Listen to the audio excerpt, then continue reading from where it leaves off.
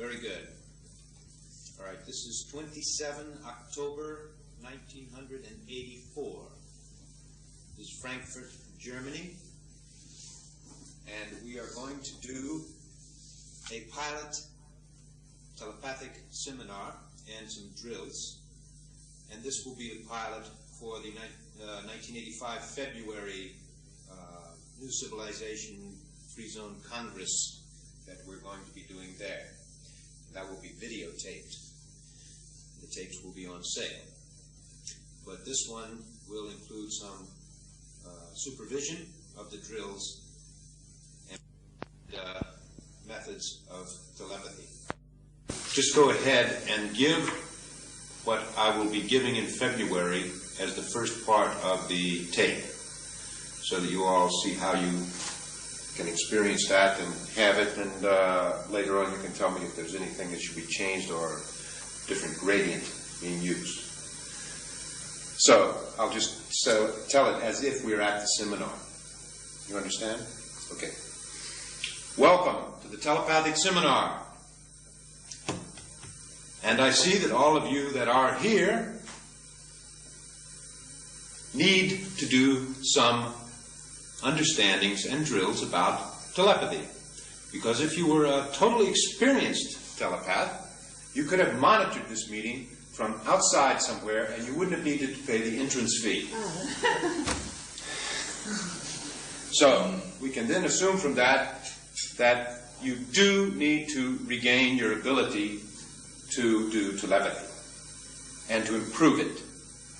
And the reason I say regain and improve is because telepathy is not something that is pasted onto you like a science or a school book study or some new acquisition. It is something that you have the inherent ability to do, just as when you were a child you have the ability inherently to talk. You only must learn the words. You only must learn how to do it with the air and the throat and the sounds. So it is with telepathy. The history of telepathy is very long, let us say. In the ages in the past, before life on planet Earth, there were many other civilizations. You see about them in the science fiction books and so on. People recall them very well. There was telepathy in those civilizations. It was used both as a communication device and as just ways to communicate between friends and families and people who were engaged in similar occupations. However, through the ages, this became almost a secret. And as we go through the history of Earth, we find many secret references to telepathy. Or we find critical references or scoffing references which seem to indicate that it is just something of the imagination. It is not really true. It doesn't really occur. It's only some mystical fantasy. Well, that is the same thing you could say about a baby who was going, you could say, you see, he can't talk. All those sounds coming out of there, they don't mean anything. Yes, you could say that about a child. And people who say that are like that child in telepathy because they can't do it. They cannot believe that anyone else can do it either. Or they have lost their ability and had it soundly invalidated. Now, so the history on this planet has been one of secrecy and involved with religious or occult practices. You have these stories of people with mental powers to read the mind, mental powers to communicate thoughts to you over a distance, mental powers to wake you up in the middle of the night with some revelation. You have stories about people hearing voices. What are all these things? Not all of them are telepathy because people can imagine these things. But some of them were probably and possibly telepathy. You've all heard stories of some mother who knew that her child was in trouble, or someone who knew that the sister or the brother or the family member wished to contact them, and they just knew, and they called them on the phone and said, "Yes, I was just thinking about you." What does this mean? This means that there is a linking line, a line that joins those two people. And therefore, there has been some communication along that line. The fact that it occurs rarely, and it is talked of in various terms as "I had a realization." Woman's intuition. I knew that my sister wanted to talk to me. I felt that it was time to go and do it. And you know it was the right time. I found out exactly that that was the right time to go, because otherwise I would have lost the whole house and so on. What are these people doing? They're using abilities. And when they talk about them, other people say, "Oh, yes, yes, yes, yes." And if they go to a scientist or a physician or a psychologist about these, they say, "Oh, yes, yes, yes, yes. Well, the higher animals do have instinctual responses to their environment. And a dog can sniff the wind and perk up his ears, and he can sense things far off. And it's something like that, I believe, is a remnant of an old animalistic trait in the human being." Sorry, that's not what it is. That's not what it is. What it is an actual method of communication, a method of knowing something over a distance, across a space, across time, from one area to another, by the ability of the person to know, to understand, to reach across there and pick out information from the other side. So, the history of this has been one that there are quite a few interest groups, shall we say, that will not want this subject to become widespread. I can predict, for instance, that the telephone company would not like it. Yes. The gamblers would not like it. See? The people who are trying to fool you and trick you, they would not like it either. People who depend on you for money through your communication, like the post office, the telegraph, the telex people. Why, if you just had trained telepaths at each end, you wouldn't need any of it. So these people will not be interested in this program. They will be interested to stop it so that they can continue to make their own money. But my interest in this is not to make money. It's to make able telepaths. The reason that I want to make able telepaths is because in the history of telepathy, it has all been okay to talk about. It's been okay, it's a mystery. If some people can do it, some people can't. It really didn't matter too much. But today it matters. Today it matters. Because today we have a situation in the planet, or on the planet, in Earth, between major military powers and major financial powers and major psychological warfare powers. And they are starting to research and develop telepathy. And they are using it. Their intention is to keep it a secret from you and to use it to control you and run their spy network operations on you and against you. The military secrets involved in this are kept just as they kept the secrets of the atom bomb The early days of the atom bomb, the early days of the laser beam, the spaceship, the rocket engines, the ion engines. Say, what's an ion engine? Well, it's still a secret. Yes. These things are secret because they are being used in a way which, if found out, people would be a little upset about it. And maybe they wouldn't want to pay their good hard-earned money to the government that was doing it. And perhaps they would protest and some politicians would fall from favor. Nevertheless, they are doing it, and it constitutes a threat to each and every one of us on the planet unless we have a defensive mechanism and a counter mechanism to it. You see, telepathic spying already exists on this planet. They're already using it. But when you are finished with this course, you will know more about it than they do. I guarantee you. I'm not saying that you will be able to do it better, but I will give you drills that you can practice with. And the drills, if you practice them, you will become, I think, fairly soon, as able as any of the telepathic spy system people they have going now, because they're not very competent. Not at all. I've intercepted their messages. They beam them out so broadly that almost anyone can hear them. Ridiculous.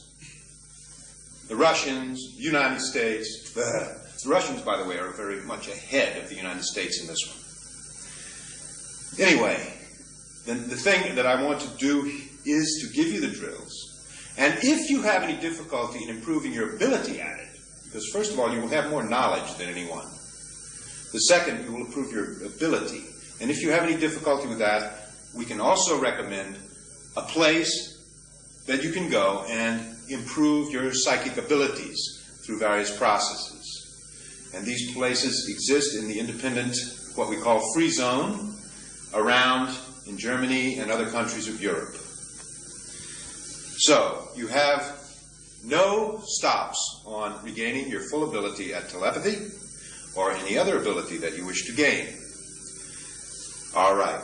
Is there any questions up to this point? Any questions about the history and development of telepathy and what it's being used for today? Well, there's an obvious question from a gentleman in the back there.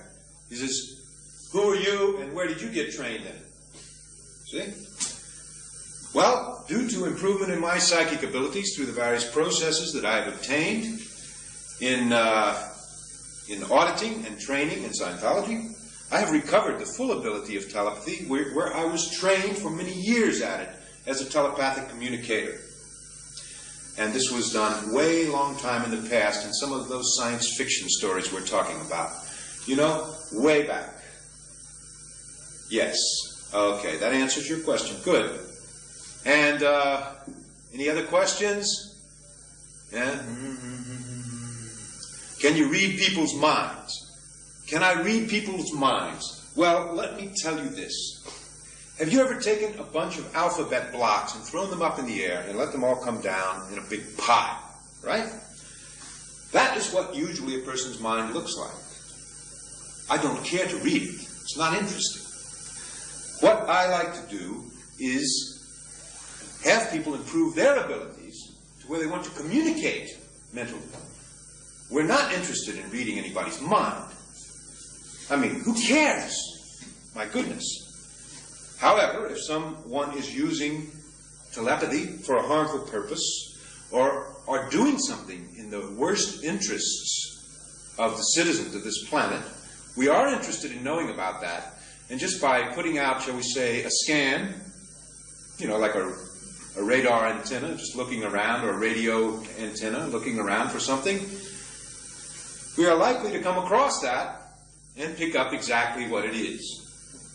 If the people are thinking about it and they're doing it at the time, then we can certainly find out, oh yes, so this is what they're doing now. Oh, I see. Yes, so there is the advantage of having telepathic listening posts as well. Yes, that's true. We could set up a whole network of listening posts and we could make the use of telepathy utterly useless in warfare and psychological warfare and in spying. If everyone could find out what was going on all the time, there wouldn't be any need to use it, because the very nature of that kind of warfare requires secrecy. Okay? And what is my purpose in doing this? Another question. What is my purpose in doing this? As I said before, I have an interest in making sure that the people on this planet and the planet itself survive. And that is my only interest in it, really. I'm just interested that there is a new type of civilization on this planet which can survive, feed all the people here, freely exchange ideas, freely go into communication with each other, freely exchange products and services, have a stable currency, things like that, that are, shall we say, the basics of a civilization. What we are drifting into at this time is not a civilization. It is a fear machine which is inducing people into slavery. And so that is why I'm doing this. I want people to be free to actually understand the things that are being used against them and to appreciate how they can monitor these things, how they can themselves use their own abilities to try to defend themselves against them. And in any other subject, it would be the same thing. That's true. If someone else over there is arming themselves with a weapon to use against me or you, then, my goodness, I want to know about that weapon and I want to have a good defense for it. It's obvious. It's survival. That's all it is. Okay, good. So now, there's no more questions? Very good. All right, we'll take a little short break right here, and then we're going to set up, I'm going to do some chart up here, and I'm going to show you the basic theory of telepathy and the various wavelengths that it is transmitted on. Thank you very much. Is it on? Good. All right, this is part 2 of the Telepathic Seminar. And in this part, we're going to discuss the theory and practical application, the drills, which you would use to improve your telepathic ability. First, I'll give you the basic underlying theory of telepathy. And let's start it out by first examining different wavelengths and different methods of communication. If we have here 2 terminals or 2 locations separated by some space, and this is point A over here, this is point B, and let's say these are on Earth here. These are 2 towns or something. Well, we know that a person can stand here and he wants to communicate to another person over here. All right? He can do it in several different ways. The first that our ancestors found out about, of course, was he could shout. You know, he could do it verbally and try and make a loud enough sound for this person to hear. All right? Just going out, and he gets it. That's one way. And then, with the discovery of electronics and electricity, he can pick up the telephone here, and this guy can pick up the telephone here. Of course, they're connected with a line, a telephone.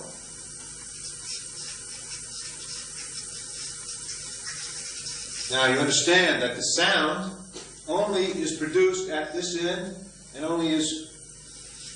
produced at this end and heard at this end. In between here, it's all carried by electricity.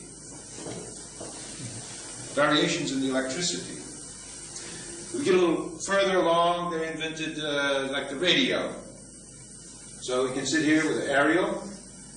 Beep, beep, beep, beep, beep, beep, beep. This guy can have an aerial here. Picks it up.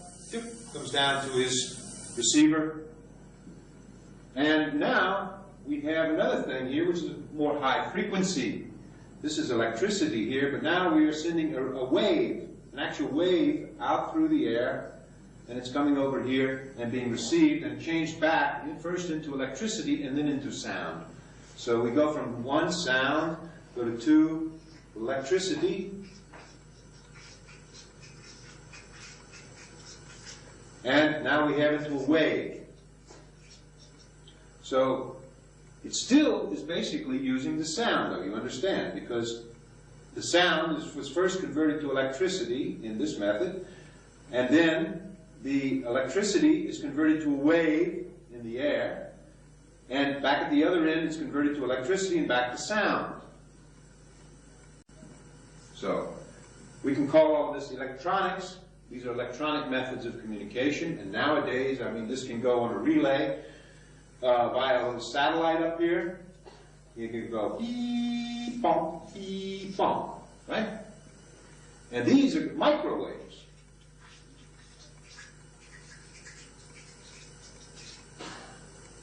All right?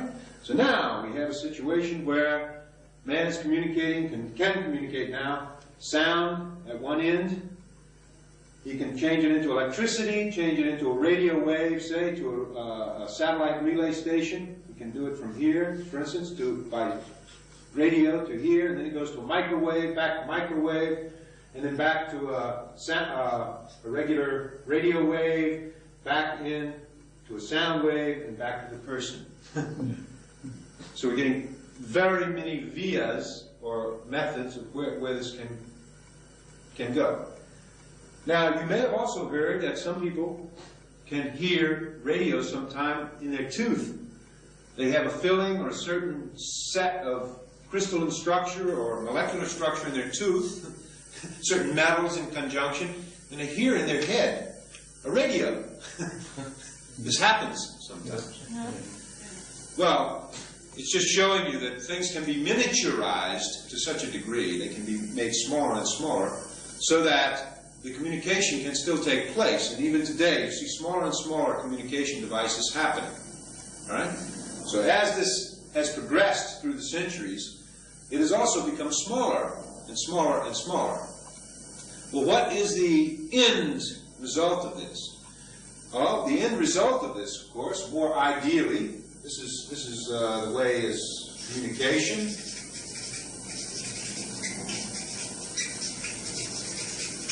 And let's call it physical.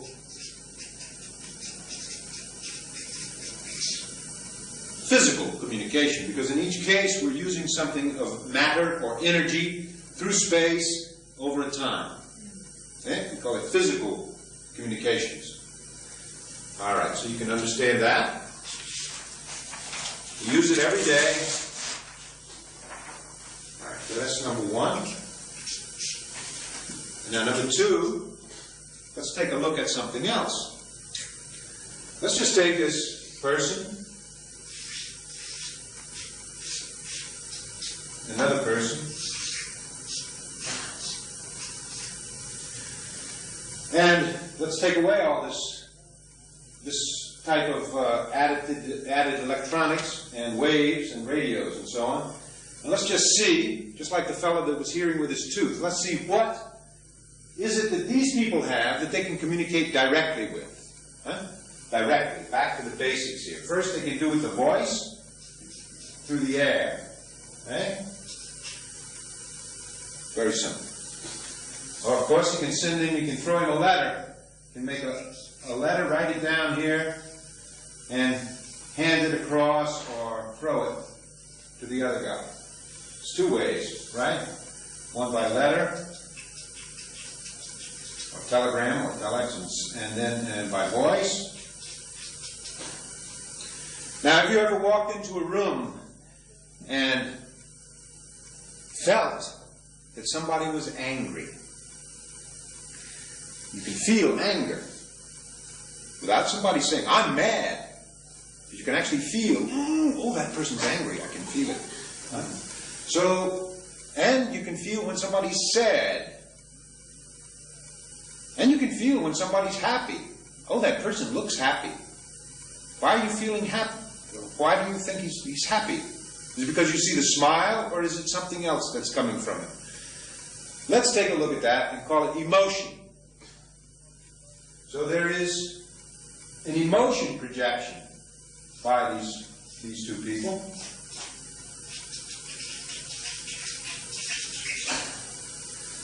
And that can be anything from fear. You can also feel fear. You can walk into a place where a bomb is about to, is a threat of a bomb being put in the airport, and you walk in there and you suddenly feel afraid. Why do you feel afraid? You don't know about the bomb, but the other people do, and they are transmitting fear, fear, fear. Okay, so there is an emotional communication line there that can be transmitted over a distance to another person. Now, we have also the intuition, the people that say, my sister wants me to call her on the telephone. My son, he's in trouble, I know it, I'll call him immediately. Yes. All these things that happen, or the various stories about people realizing suddenly that something's happening far away from them and getting in communication and finding out that it's true. So what will we call that? Let's call it thought, because it's on the thinking basis. It's not necessarily an emotion that's coming. It's a real actuality of there's something happening over there this person is aware of. So we can call it an awareness level or thought level. Okay? So that would be very much lighter. A person can be aware of a thought.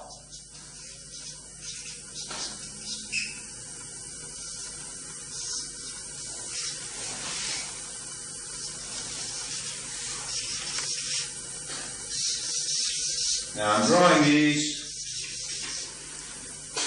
This is a very solid communication line. It's an actual physical object. This is a solid line in space. You can actually feel the vibrations of voice in the room. You can actually feel sound. If you've ever gone to a disco, you can feel it very well. But sound is actually through physical medium. Emotion also is coming through. And I'm sure you could do it even if both of you were in spacesuits. It's something that doesn't require air to be carried through. The emotion doesn't have to travel through the air. So the emotion is going directly from this person to this person. And here we enter one of the first of the telepathic bands. We'll just call it, I'll put them down here, telepathic band Banda 1. Emotion. Because it doesn't require a medium. It just requires a transmitter and a receiver. You can feel it. Even if you were both in spacesuits out in space, you could feel the emotion between the two people. If one was afraid, you would feel it. So there's a first band of telepathy. We're looking at something that transmits instantaneously between, or very fast, between one person and another, but doesn't require the physical hookups that are normally associated with communication. So this is telepathic band 1. We just marked that with the other pen. Let's call it the red level here. This is 1. Okay, then we have this thought level of awareness, precognition, intuitiveness, whatever you want to call it. And let's call that telepathic band 2.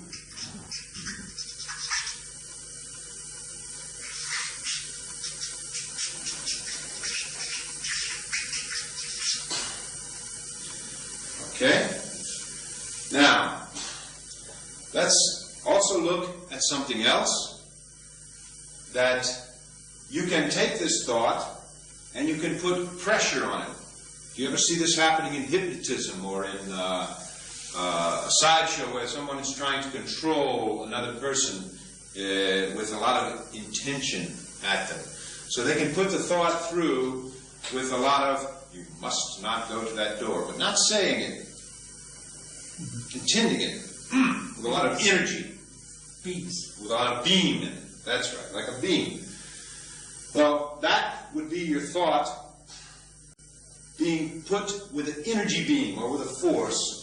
And we could say here that the thought on the band of a beam, energy.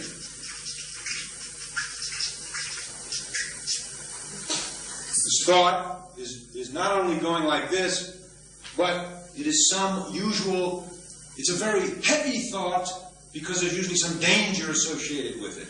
most of these instances of intuition and knowingness has something to do with the other person being in trouble, the other person being afraid, the other person in some situation where, boom, these are connecting up. These are connecting up because of the energy involved here and the seriousness of it. So we will call that level of precognition beam energy, thought with a beam energy in it. Now, there is another band, and this is the one that they don't know about, because these are the two that are being used and researched on Earth right now. There's another one, telepathic band 3.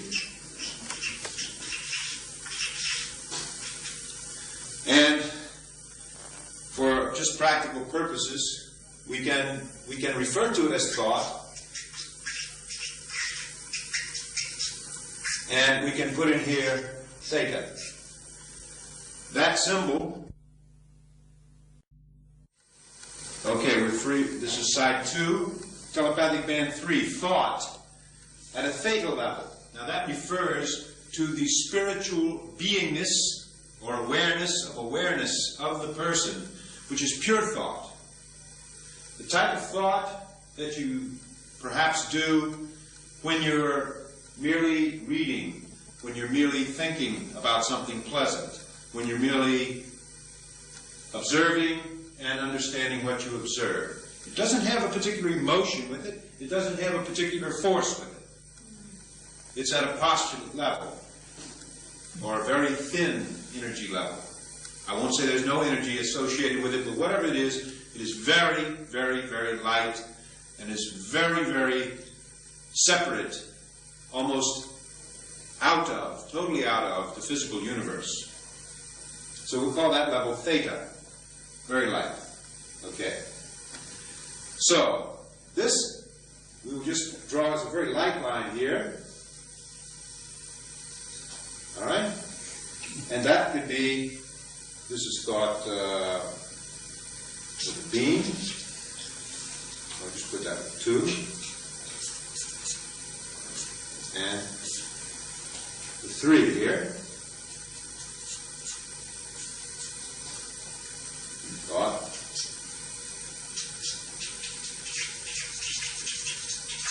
Three.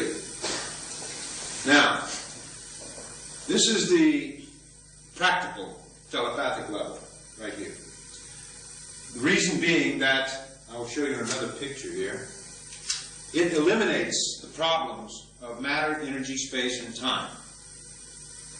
It eliminates these problems that we had in the first drawing about using all this energy, about having a space in between here, and having to have the time to get these messages pushed across all this distance, waiting for your long-distance calls and so on. Now, take that one down.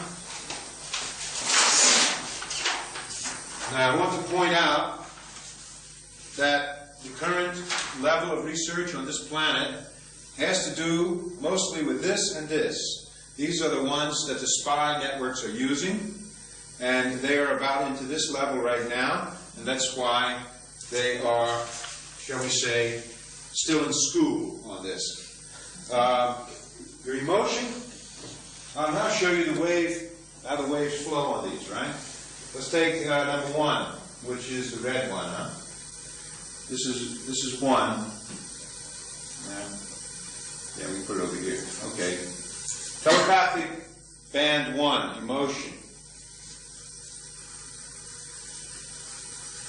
Okay, this is how this thing would go out. It goes out in concentrics. Look at that from this side and from here. It's going out like that in all directions. All right?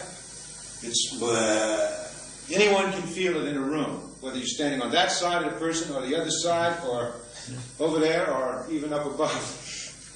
That's telepathic band energy 1. Not very practical if you're interested in keeping your communications private. But you can use it. Okay, number 2, we have the beam, the thought beam.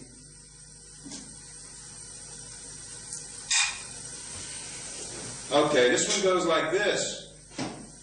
Thought beams, they start out and they spread. This follows the same pattern of a water hose or sending out a flow of water or air or anything else, trying to direct it in a straight line. Due to the interference and the things it's receiving counter efforts in the universe, it tends to spread out and dissipate. Okay, so the thought beam here spreads. And if you look at it this way, it also spreads like this. It goes out in a cone. Okay? See the cone. From here, goes out. So essentially what's happening here is it spreads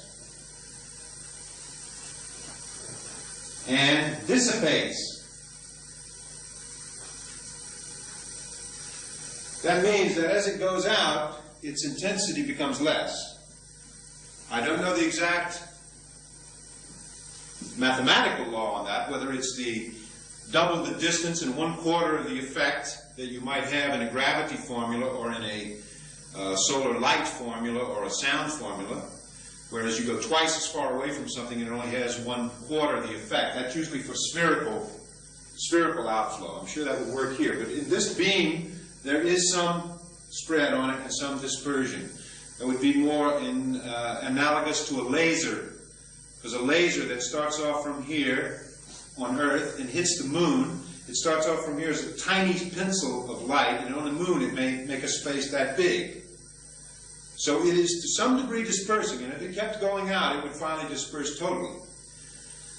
But it is more controlled than this, which just goes out wah, all over. Okay? So it's a controlled flow, and it's a beam. However, and this is the one that I have noticed that the Russians are using right now, this spreads and dissipates, and anybody, if this is going to a person here, say, in the center, the guy, say he's working from Moscow, and he wants to contact somebody in, shall we say, Basel, right? And here's Basel. He directs his beam at Basel, but in actual fact, people sitting here in Zurich and people sitting here in Stuttgart, they can also pick it up. You see? And similarly, a guy flying by an airplane might pick it up here, or somebody that's down below in the valley, below where this guy is transmitting from, at a lower elevation. They might pick up that telepathic message. So it's not very secure. You understand? And that is the one that they are working on right now. In both the United States, probably the English, although they're very quiet about it. And the Russians are definitely working on it, and the Chinese. They are actually selecting out in China. They're finding people who, as children, have certain psychic abilities, and they're growing them up without invalidating them and trying to get them to explain and to do it more and more better. To use them for spies and so on. But, anyway, this is the problem with this thought beam. We're not interested in that.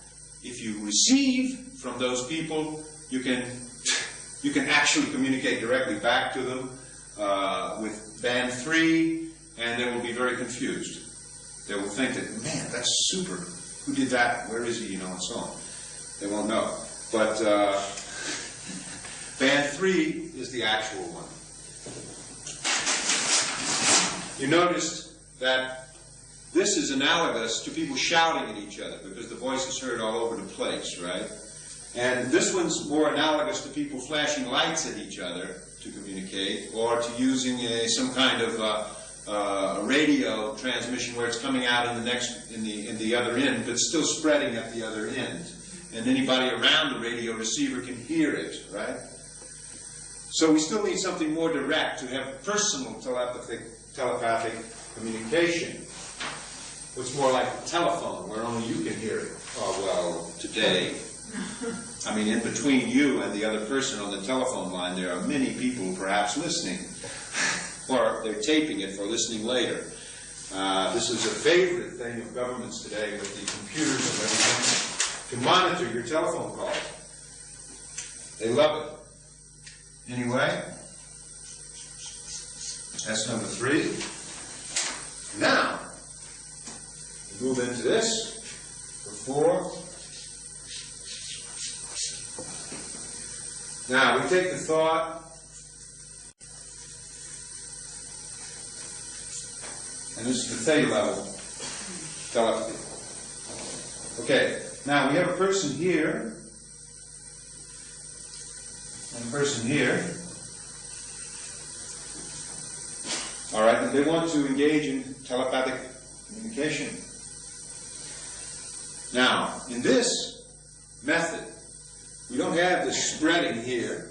We don't have a being here. What we do is having this person is having the awareness. Let's say this is the space this other person is in. Let's say he's in his room or his house or something, and this person is in his. Well, what is done here, since we eliminate all of the in-betweens with this, in a knowingness or an awareness level, this person is immediately in communication with this person when he can duplicate that other person. He can actually make a duplicate or know that the duplicate, that person, is there. Right? So what he's doing is essentially he is saying or intending that this person become aware of him, wanting to communicate, and join these two remote locations so that we essentially get the sum. This becomes this, and we have this type of thing. The two people duplicating exactly what the other person is doing, as if this person was reading right off of that, over that guy's shoulder, and this guy was reading over that guy's shoulder. You see? Now, it's just like as if we had, if you wanted to communicate by message, and you wrote something down on a piece of paper, and someone sitting next to you read your paper and made the answer on their piece of paper. You see? And you read it over their shoulder. Now, if you could do that at a distance, then you would be in telepathic communication. If, for instance, this person was sitting in the next room and wrote something, and you wrote down on your sheet exactly what that person wrote down, and then answered it, and he wrote down what your answer was. We're talking about a telex procedure that could be used in telepathic communication. Of course, you can do it directly, mind to mind or person to person, but you're not recording it. So you're not using it as a business method or a tool to help your organization or save the phone bill. You see what I mean? What we're trying to do here is get you into a practical use of telepathy. Of course, you can always communicate with the person. But you will find that this situation, where these people can become aware of each other across any space, this can be into the X power, even space. It doesn't matter how far that is. It doesn't matter at all. Because the power of this person to imagine or know that other person and to get into this relationship where they can actually read each other's thoughts directly is only proportional. It's directly, this situation here is proportional to what we call the ARC between them. And that is their affinity or likingness, the way, how much they like each other and how much they can tolerate space, either close or far. Their reality, meaning that they both better believe that they can do it or they won't be able to do it. And their reality about the things they're going to communicate. Right? and, of course, their communication level. If someone is trying to communicate to you an atomic formula having to do with nuclear physics and so on like that, and you haven't passed mathematics in the first grade, you're not going to get much of a communication across. You're not going to get much reality, and you might even have a drop in affinity. So what it is as these things build up, the telepathic exchange can build up as well. Okay? So, what we're doing here is eliminating the other physical, as we saw here, all this physical parts of the communication formula here. And we're just bringing the two beings. This is not their bodies, you understand. It's an awareness of the person as an individual. And these two persons are exchanging communication by putting themselves in such complete affinity, reality, and communication that they can exchange it directly, and is very, very accurate. It is more accurate than many of the secretaries I've seen who make errors in the typing.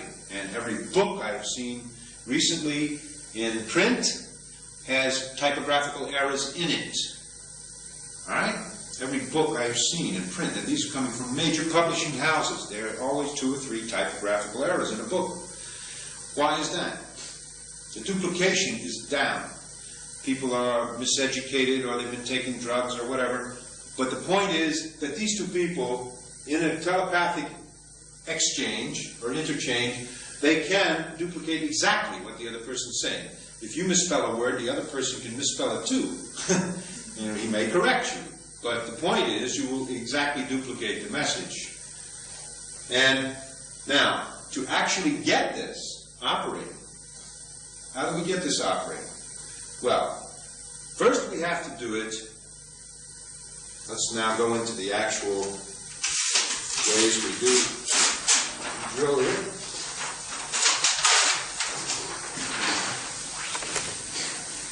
Five.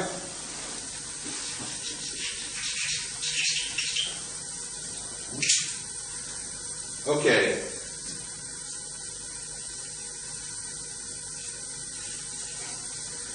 The ways we work this. First, you must lose your dependency on space. Let's go back to a more earlier basic. First, you must discover that this is the line to use. So the first drill that we will do has to do with this. Drill. Find the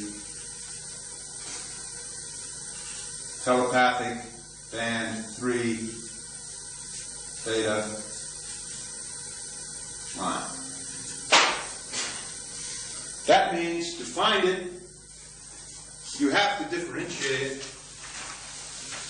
from this kind of thing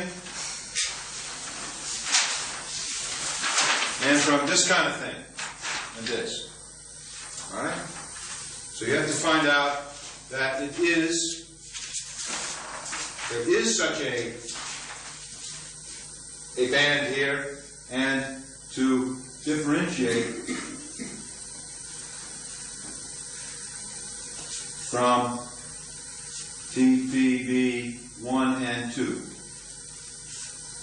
That's your first drill, to find that, and to know when you have it, and know that the other 2 bands of emotion and beam are not it. Okay? That'd be your first drill. We'll do these in a moment. 2. Now, the second drill is to gradually reduce your necessity for having the space be close together. You see the end result here. We're approaching an ARC, or affinity, reality, and communication, where they can exchange directly. But most people are very used to and used to confronting people across a small space. You see, it's very close like this, they can communicate. As you get further and further away, they can't do it so well, and finally they have to use a telephone. You see? We have to eliminate your dependency upon closeness and farness, or the degree of space you can tolerate on this. So the next thing to do is practice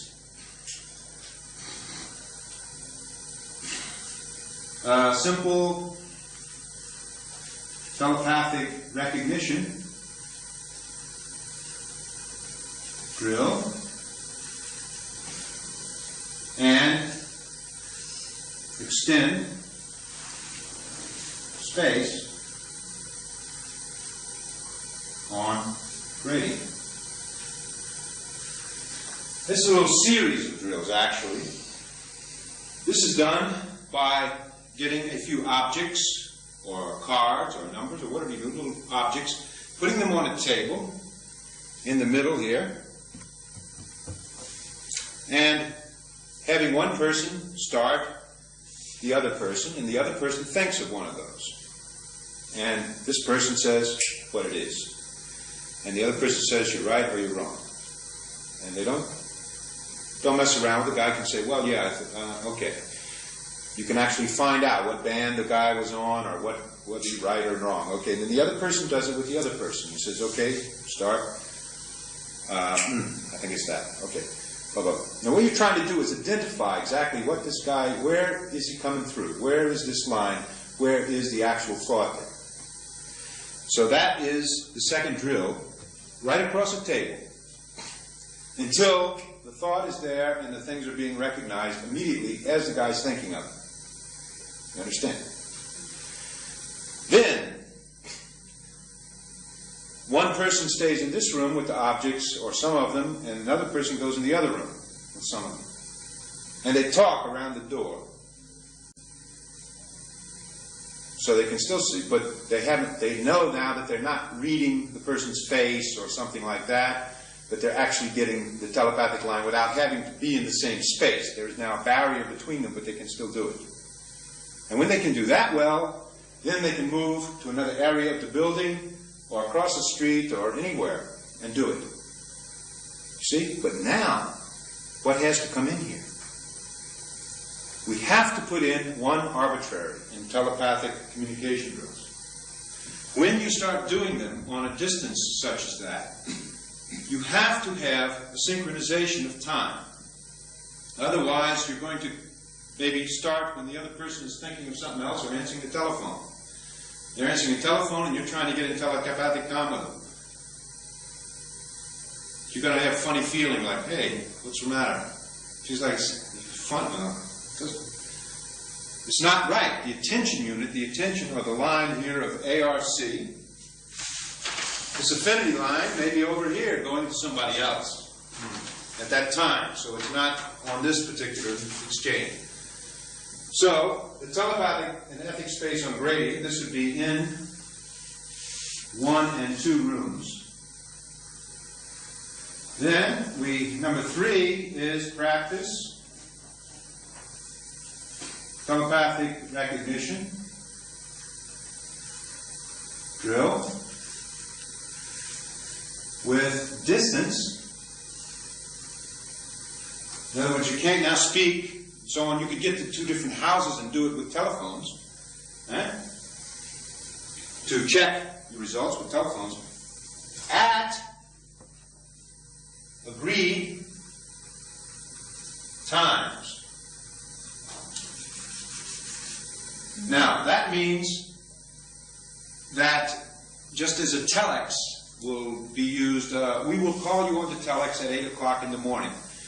We will call you. See? So the telex machine here calls the telex machine there. All right, they call them. Then the person says, okay, I understand, go ahead. They send the messages. Now it's the next person's turn to send the messages. You see? There has to be an agreement of what time both people will be willing to sacrifice all the other things and do the ARC to do the telepathic drill. Just like if the phone rings, oh, excuse me a minute, I have to answer the phone. That's a normal thing in society, right? Normal. Normal thing. The phone rings and they're talking, oh, I got to answer the phone. Why? It's another attention to another person another communication line, somebody's far away. So it's more important to get that one. Find out who it could be. Huh? Because you can always talk to this one. He's right here, see? Oh, there's somebody far away calling me. Wow. Now, suppose somebody's coming in from telepathy from on the other side of the planet. Well, you don't want to have it interrupting, your phone calls, and you're going out, and you're walking the street, you're shopping, or your business, or whatever. So you set up a time. You set up a time. And you make that a priority. So you say, let's say noon, mittags. And you say the time is 12 o'clock, hours, and you get a quiet room, and you have your telepathic communication with the other person. Who sins first is already agreed, or you get together and you can just, if you're very good at it, you just say, okay, you want to go first? Yeah, go first. But you're all doing it with thought. You get his message, you write it down, you give him your message, written down, and you have the whole thing. We'll put the telex company out of business. And the telegrams and letters, done. Okay, so you have to have a time agreement to practice this drill, right? Now this is recognition drill. Form, practice, telepathic message drill. At this.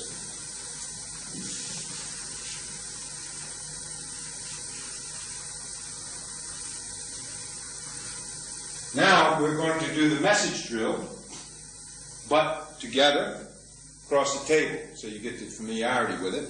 Then move it into the next room, and then move it across the space to another house or another area.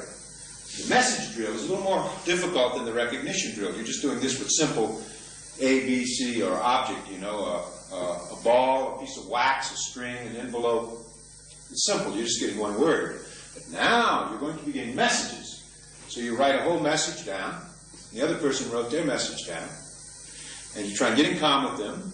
And you get that person's message and you give your message. And then you bring the papers and you compare. Okay? Now, I will tell you that I have worked with a guy in Spain, John Capt, on this, and we did that particular drill on the next part, which is practice, telepathic message drill with distance at agreed time. We did this, number 5, because he also found he had been trained on this in the past. And we did that between Madrid, Spain, and an airplane that was nearly arriving at Kennedy Airport in New York City at a certain time. I was on the plane and he was back in Madrid. We wrote down our messages and wrote down what the other person had. The other person wrote down what we had. And when I came back to Spain a few weeks later, we pulled them out and put them there, and they were 95% the same thing. 95. There was 1 or 2 words that were, but the sense was there. All the meaning and all the sense of the message was there. 1 or 2 words is maybe an A for a the or something like that. It was very minor. And that was just our first attempt at it. We weren't even, even drilling very much. We were just doing it like a drill, just to see what would happen. Okay, so that was about 3,000 miles distance. And it was instantaneous. Okay? Now, 6. Once you've done this, you might want to extend your network by getting familiar with another terminal on 1 through 5. We're referring now to drill 6. which is extend your network by getting familiar with another terminal on 1 to 5. That means that once you've practiced with somebody, you may very well know them, and you may very well know how to pick them up and how to send to them. But each person is a bit different. And you'll find out as you do telepathic communication that each person feels a bit different. You sense them a bit differently, and so on. It is very wise to get familiar with the terminals you would normally be in telepathic communication with. It is good to establish the high affinity reality communication so that you cannot be fooled by someone pretending to be someone else. Each terminal has a definite recognition pattern, just like each telephone has a separate number. Each radio has a separate call sign. Yeah? Each person you have telepathic comm with will be different in their characteristics of communication. And by knowing that, knowing it well, you can never be fooled. No one else can duplicate that particular pattern. And that is the individuality of the person. All right?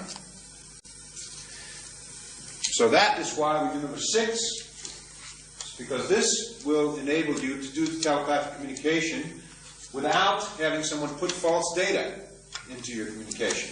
You've already experienced this. There have been Russian telepaths trying to interfere with some of our people that have some telepathic knowledge and pretending to be me. They've already tried to do that. They pretended to be me. I actually heard them one time, and I know some of you here have heard them, and they pretend to be you. But these people know, of course, that it's not me. The people that they're sending to know that it's not me, because they know me, see.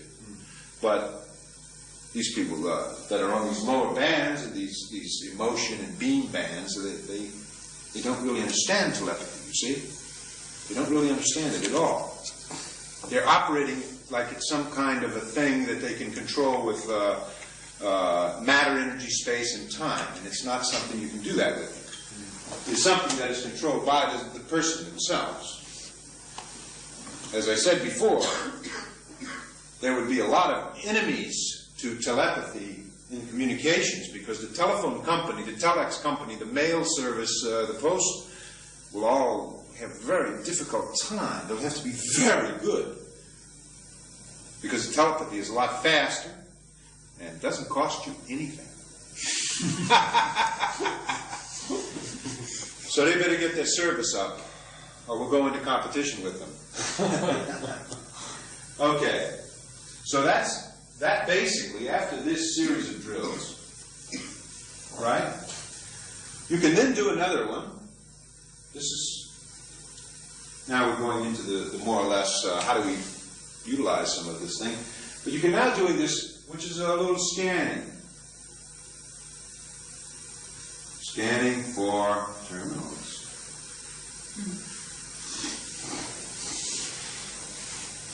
You can do another drill, which is called scanning for terminals, which means it's just letting your attention move around, searching for a telepathic communication of any type, and listening in on it, or trying to get a terminal that can do it, and finding out what's going on. So this gives you information. All right? And you can also scan for terminals or data. Now, many people transmit telepathically, whether they know it or not. They're transmitting telepathically while they're talking or while they're thinking. They're transmitting telepathically. And if you are attuned to this and you can recognize the line, you can pick it up. And thus comes the idea that, they can read our minds. No, we don't read the mind. We don't need to read the mind. It just looks like a bunch of garbage. We don't care about that. But when somebody is thinking and unknowingly putting out a telepathic line at the same time, and if you understand telepathy, you can hear it. You can pick it up. You can get the sense of it. Therefore, they think you're reading their mind. They're not. They're sending it. They're broadcasting. They're sending it out. They're saying, here's the data. So it's their own fault. their own fault, huh? Okay. Now, you ask. Now, there might be a question or so here about this. This is about it on the drills here. You can see that this can extend. You can try to contact people as far away as you can imagine, and you might. So, I want to point out here, though, that there's some things to be careful of on this. Now, we'll look at the things that can go funny on this, right? And things that need handling for correction. This is the qual actions, or you might say the qualification or review of this. Now, this is number 6.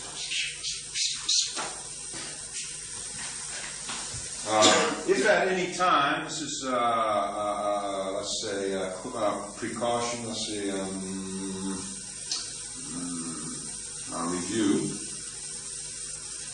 actions. Now, first thing that could happen is that a person could get hooked up on the wrong line and not make any more progress. In other words, they could get hooked up on using emotional telepathy, and they would be forever locked into emotional telepathy. Or they could be hooked up on this beam telepathy, and they would then go far apart, and they couldn't do it because it would dissipate too much, and they couldn't really pick it up. These are handled by just going back and doing drill 1, where they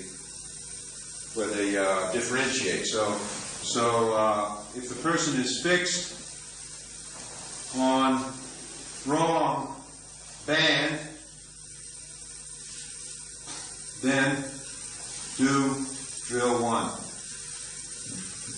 Stop. Okay, the other thing is you have, shall we say, there are spirits on the planet, and there are certain radiations on the planet, like radio waves and other projections. By the way, the governments are also experimenting with amplification of thought and projecting it on microwaves so that they can hypnotize you at a distance, put thoughts in your mind.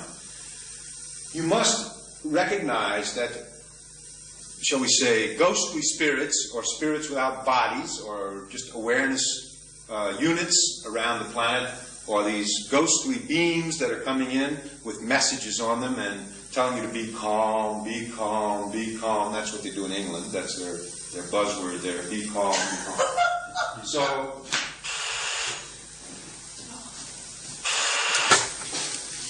okay, if a person's receiving these things, they might say, God, I got these funny telepathic messages. You know, somebody saying, look at the beautiful sunset. No, it's wrong. You're doing wrong. Just weird statements out of the blue. You see. Well, they could be receiving from 3 things, right? So let's say receiving, but not the right terminal. Now, there's 4 situations. 1, it could be electronics, electronic amplified thought. And in that case, it will have a wave phenomenon. You feel it like a bzz. There'll be a buzz with it. It'll be more like a hearing a television turn on, you know? You know how it always has the wave. You hear that high frequency thing with it. An amplified thought, electronically amplified thought, sounds sort of impersonal and robotic. It comes in, it's like a zombie, like a robotic type command or something like that. It doesn't have a personality with it. You can feel that there was a personality there, but it's now been pushed out by the electronics, and so that can be differentiated. Again, 2, you could have an imposter. That means the person doing telepathy pretending to be somebody else. You can always check these by knowing who the person is and drilling with the person that you're going to communicate with, so you have the ARC high enough that you cannot mistake that. So it could be an imposter. And again, this is handled by the drills. And this is handled by drills. See this one? Electronic amplified thought. Well, that's handled by the first lecture parts and also number one. And this one's handled by drill number, now getting familiar with 6. Getting familiar with the various terminals you're in comm with, so that you don't get an imposter. C, this could be from other spirits in the atmosphere that are just going around like this. Spiritual, but nonsense. It doesn't make any sense to what you're doing or anything. You know, it doesn't make any sense at all. And this stuff, you can just tell it to go away. You know, it's done by drill 6 to recognize who it is you're getting from, and then just to tell this person, tell them, go away. With intention. The same intention that you use in telepathy, they will. You just give them a telepathic message, get lost, go away. They will. See, because they're responding to telepathy, they're sending you something, so you just respond. You'll find that's usually beam, that's usually on the band of beam or emotion, this stuff. I'm afraid, you use a little voice, I'm afraid. Go. Okay, then you can also have the picking up of a, what do you call, party line.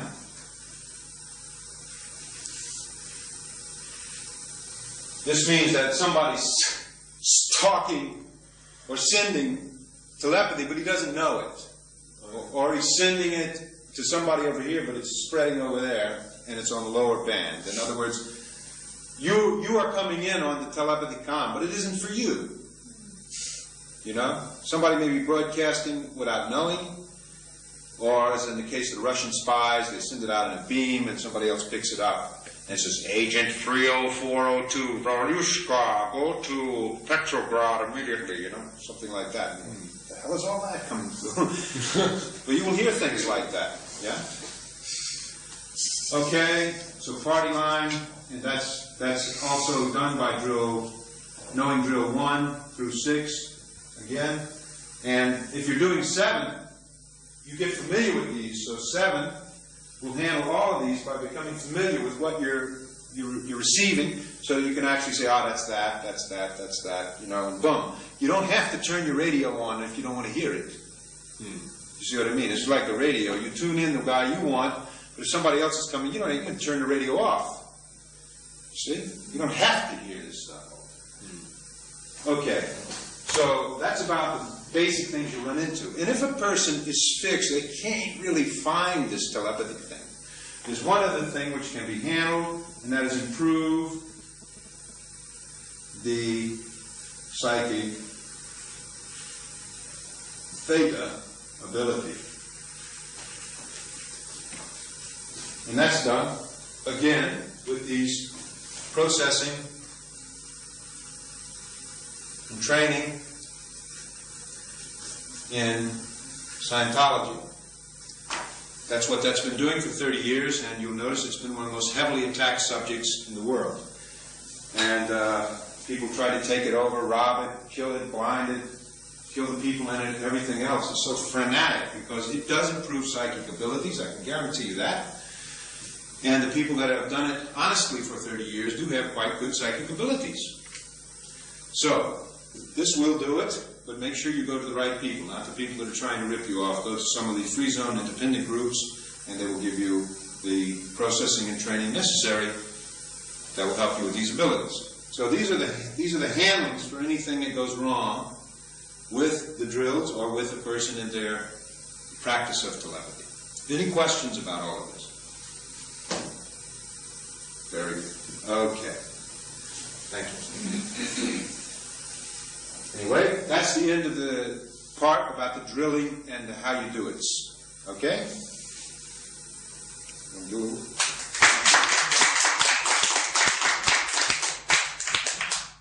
Now, turn off. Okay.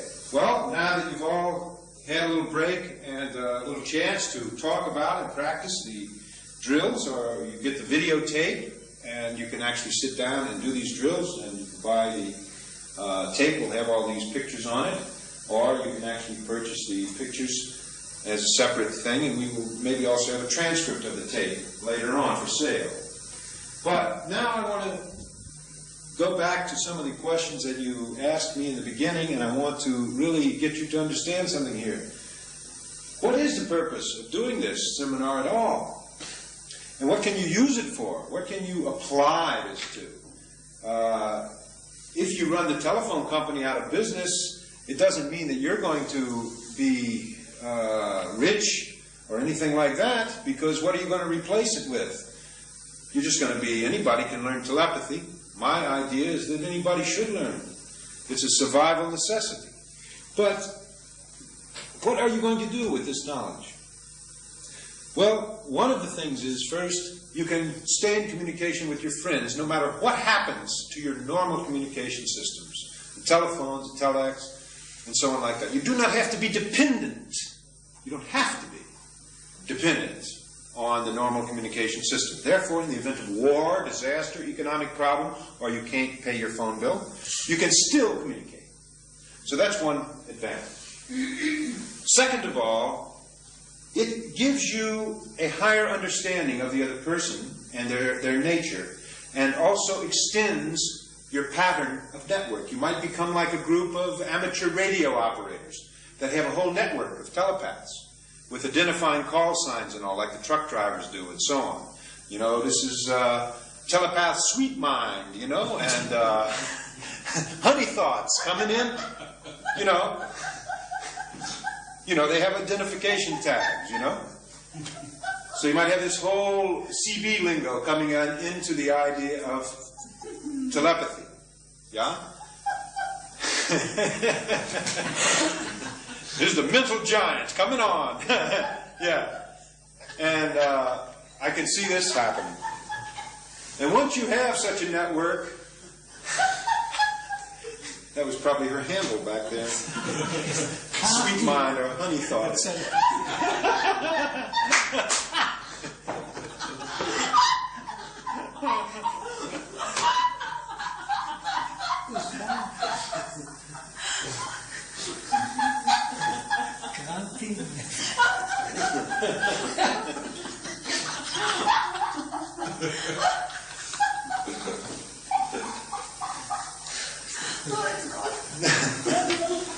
Anyway,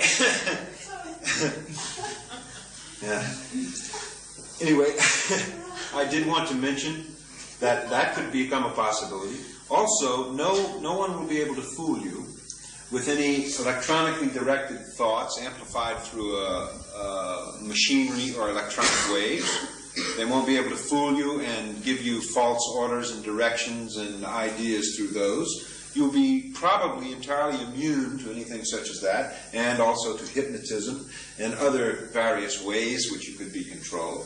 You will also be able to receive and monitor thoughts that may be dangerous to your country or to yourself or to your community, such as I told you about these spies using this stuff. Now, if you also wanted to get together in your network and set up a monitoring service, that would also be entirely acceptable. A telepathic monitoring service with a little central where people find exactly what's going on in the world, and they write it down perhaps on a regular piece of paper and mail it to this monitoring center. And the center, or they telepathize it if the monitoring center can afford people to stay there 24 hours a day and receive all the telepathic comms and have times for each of them to come in.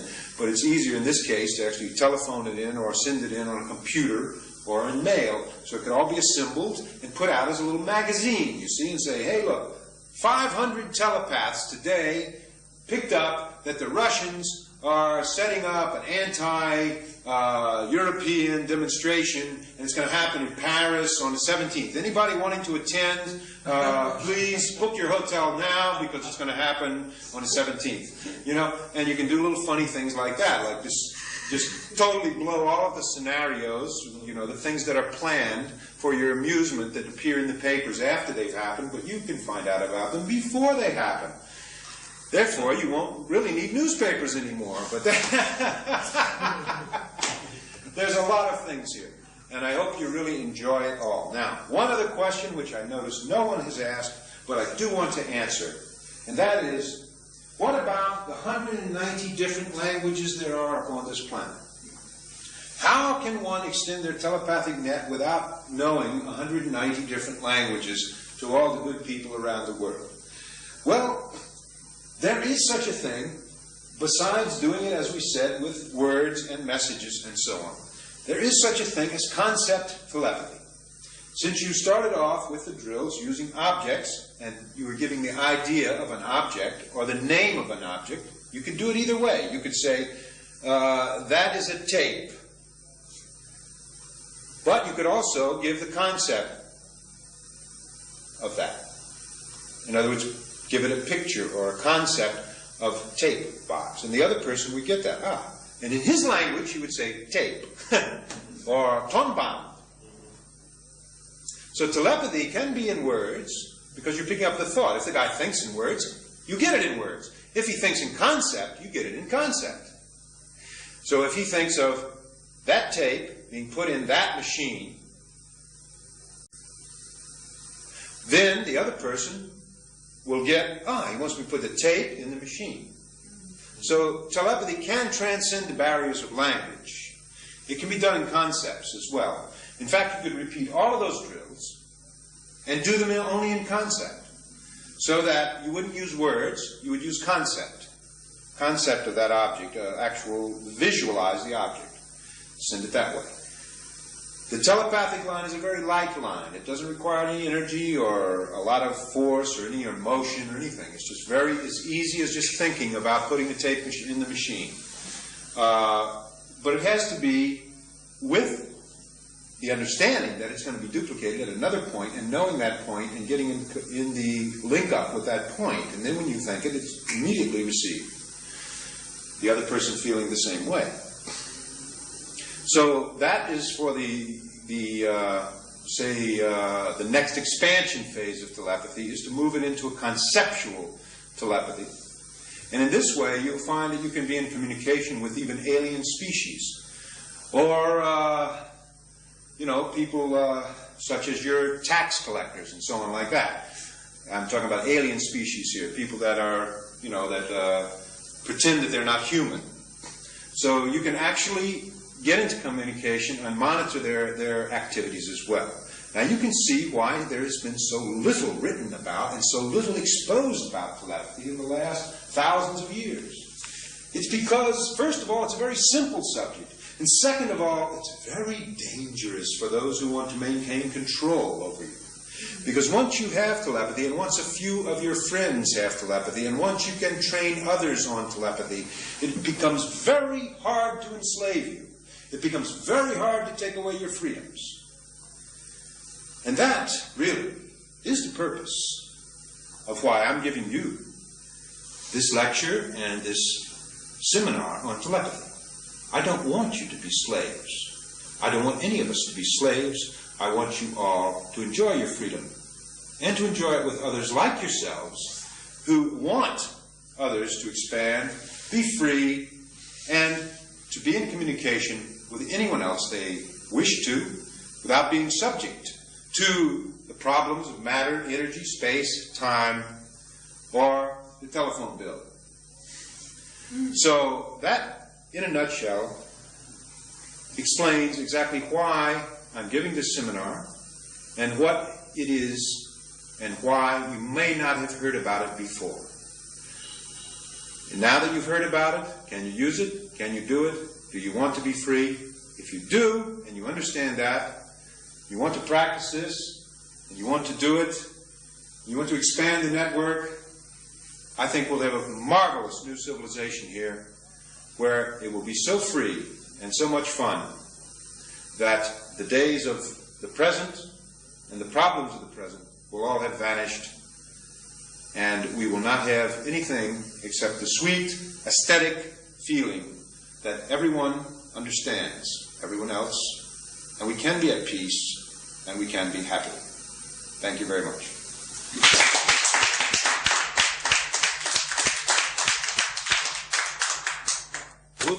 Okay, the people here at the pilot project have just done some telepathic drills involving recognition of objects, increasing of the space, doing numbers, letters, words, and then changing partners and relaying messages and getting the idea of the different terminals.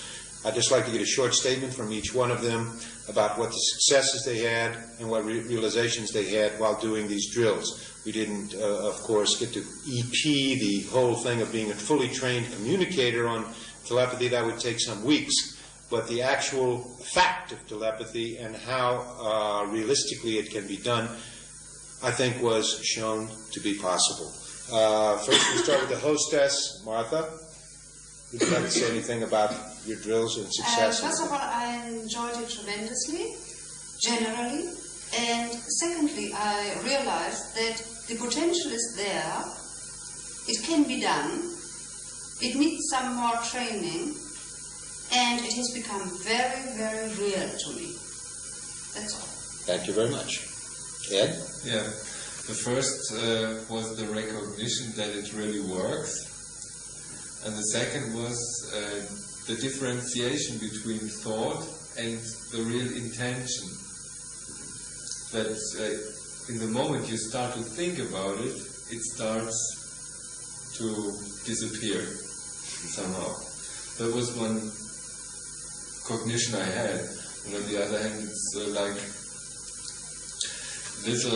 like a little telepathic baby or so, who tried to do his first steps and also fell down and so on, but it can be done. So that's the thing the win I had for myself, that if I continue with it and start to do the drills and so on, then it will be perfect. Thank you. Bruno? It works. I think I can and will be a sender and a receiver, but to be a communicator, it is very, very strange for me now, but I try to train it up to the EPs or the communicator to wear this head too. Thank you Thank for you. giving this seminar and the data on this ability. Thank you very much. Dr. Prince? So I am astonished over the dimension from this area. Yeah. The dimension is so big. I haven't believed before, and it is big in survival and in a counter-survival position, in both. And I can understand we must realize so good as we can all these things, because it is necessary for us for survival. And especially in my job, I have found similar things, and so it is not absolutely new for me, but new is the exact lines and the possibility to duplicate exactly what happens. And I can believe when we have some guys, they can do it.